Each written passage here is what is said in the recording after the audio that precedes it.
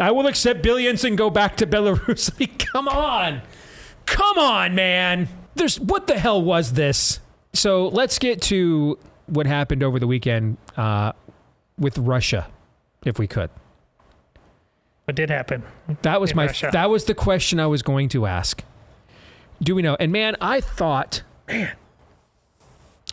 so this story starts breaking late Thursday night, all day Friday. It's like trending on Twitter, and people are posting about Russian civil war, and it's the typical subculture of Twitter. All right, I mean, you read a Wikipedia page one time and follow 3 people whose opinions you respect, and suddenly now you are able to pontificate on matters of deep substance. We see this every time there's a controversy. People are suddenly gun experts and suddenly COVID experts, suddenly foreign policy experts, right?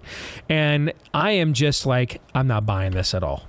I don't believe anything they have told us about Ukraine or Russia. I don't know what is true since this war started.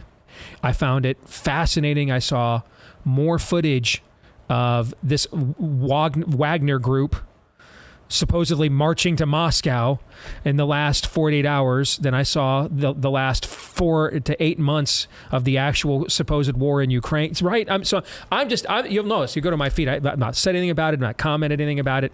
I get up Saturday morning, and now Putin has commented on it. So Putin acknowledged there's basically an attempted insurrection in Russia. They are sandbagging the city. You see the Russian state news. They are fortifying Moscow. All right, and so now I'm thinking, all right, well, maybe there's some legitimacy to this, even though I still can't pronounce this dude's name. What is it like? I know it's not Porzingis because he's in the NBA. It starts with a P. Prigozhin or something like that. General P. We'll just go with General P. All right, General P. All right, and so maybe Putin's like evacuated to St. Petersburg. And so I'm thinking with Putin commenting on this, all right, maybe something's actually going down here, And I bring out what I said the day after. I think it was literally the day after Putin invaded Ukraine. I came on this show and I said he has to win. I mean, if you look at the government he presides over, it is a thugocracy. He presides over other ambitious, violent, and bloodthirsty oligarchs, of which he is the tribal chieftain. If he goes there and cannot subdue this country and looks weak, he's getting up there in age. Those guys don't want to be junior partner. They want the master bedroom at the Kremlin. And so this is kind of win or go home for him. If you're going to go in, you have to win. And I don't care what anybody says. I absolutely do not believe whatsoever 2 things. Number one, there is any definable U.S. interest here. I haven't believed it from day one. I don't believe, and I even saw even when my former boss Ted Cruz was saying this when he voted initially for the funding. Guys, when Russia tried to host the Olympics, they could not put working toilets in the hotel rooms for the athletes and the press. They are in no position to reconstitute the former Soviet Union. That's just, come on, get out of here with that. Number 2, I don't care whether the kleptocracy that Ukraine is, which is essentially a laundering operation for the World Economic Forum and George Soros. It's a WEF Soros puppet state. That's what Ukraine is. I don't care who gets to launder Ukraine's resources, the world, Klaus Schwab, George Soros, or Vladimir Putin. Do you care? Are you like, hey, draft the Erzin daughters. Let's go to war for that.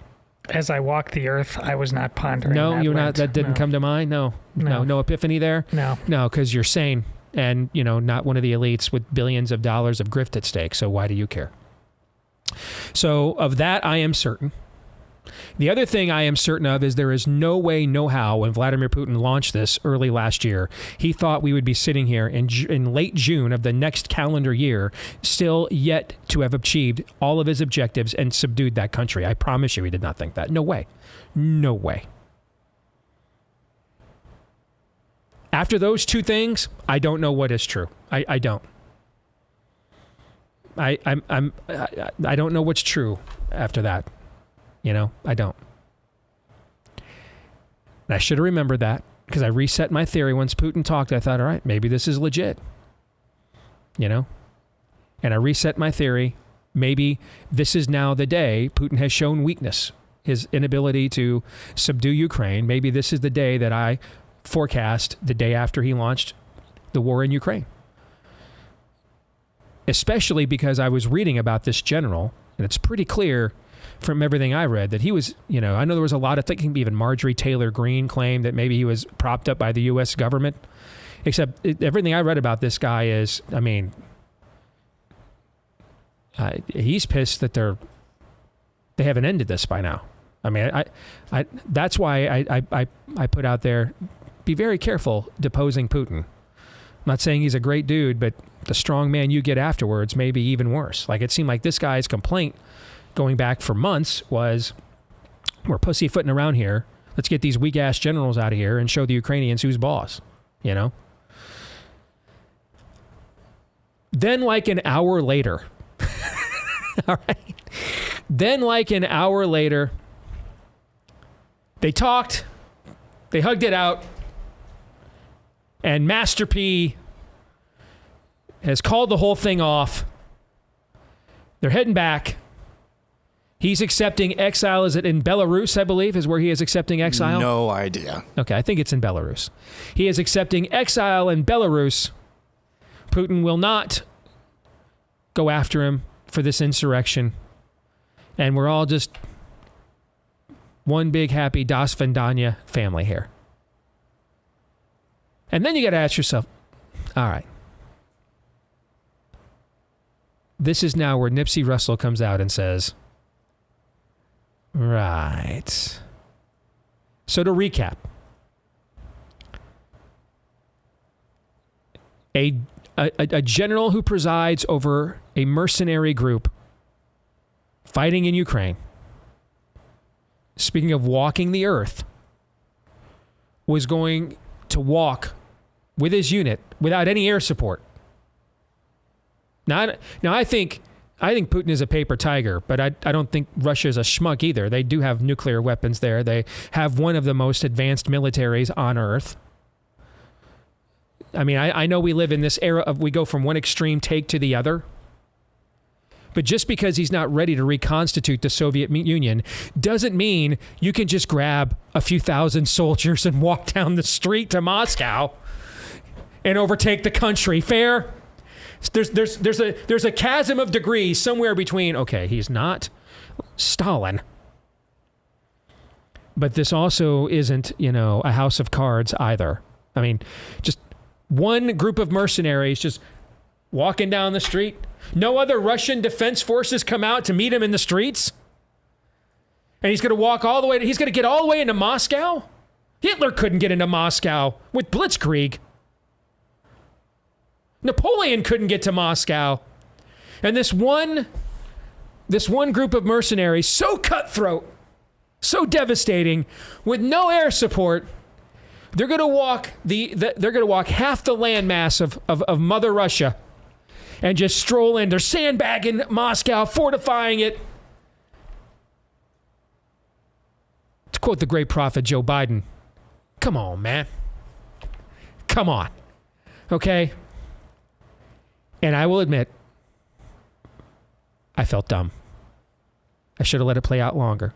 If only I let it play out an hour longer, wouldn't be as dumb as I feel right now. Because it was like when your buddy's got a good joke going, and he wants to keep it going, but he's not sure he can keep a straight face much longer and let the cat out of the bag. You know what I'm saying? Because once he breaks the act, once he gives up the straight face, the joke is over. So it's almost like Putin and this guy were like, you've got all this Western. This is it. This is the end of Russia. All the same people that have lied to us about who were the fighters. What were the fighters early on that faced down the entire Russian Air Force? Who am I thinking of, guys? You don't know. Ghost of Kiev, yes, the Snake Island. Yes, all those people that have been telling us for the last... I don't even remember when Putin launched this. February, March, April of last year. All the same people that told us, this is the end. Kind of like all the same people that told us, the walls are closing in. Funny how that works, isn't it? I mean, it is a self-pleasuring circle amongst these people on Twitter. And it's like Master P here and well, Putin's Master P, and then General P. P&P. Operation PP. It's like they've got this joke going, man. To what end, I don't know. And then, like, they were worried they'd just start, like General P would just start laughing as he's walking through Rostov on the way to Moscow. That he was just going to stroll in there with no air support or anything. And just knew that, okay, we got to figure out how to back out of this. Because people are believing this even more than we thought they were going to. All right? And so there's these sudden negotiations. I don't want any Russian blood spilled. I will accept billions and go back to Belarus. I mean, come on. Come on, man. What the hell was this? What was this? And then, of course, Putin is clearly weakened. If I had to guess, and that's all it would be, and I get paid to do that sometimes, and it's fun, and I'm wrong more times than I care to admit. If I had to guess, this was looking at this in the rear. Now reverse engineering it. This was a psyop the entire time. And there's all these news stories out today. Ukraine feels momentum after what happened over the weekend. If I had to guess, and man, I hope I am wrong. But we kind of have a standing theory around here when it comes to predictions right now, right? And what is it? The worst thing, craziest thing possible? Yeah, whatever the worst possible outcome is, we're going to start with that as our prophecy. To start there. If I had to guess, and it's just a guess, all right? I've never met Vladimir Putin, and I don't particularly admire him. But if I had to guess, this entire joke of a psyop was to create a scenario for Putin to truly ratchet up the level of destruction and violence. Maybe even to the point of strategic weapons of mass destruction. Because now he's feeling pressure domestically. He has to do this. He's been left with no choice. Even his own generals are now like, this has gone on for too long. We have been too nice. We have pussyfooted around for too long. It is time to bring the pain and end this. And of course, Putin, if he's nothing else, is a man of the people, of course. And so he had no other choice but to hit switch. That is my guess of what this was, man. I hope I am wrong. Because I don't know what else it would be.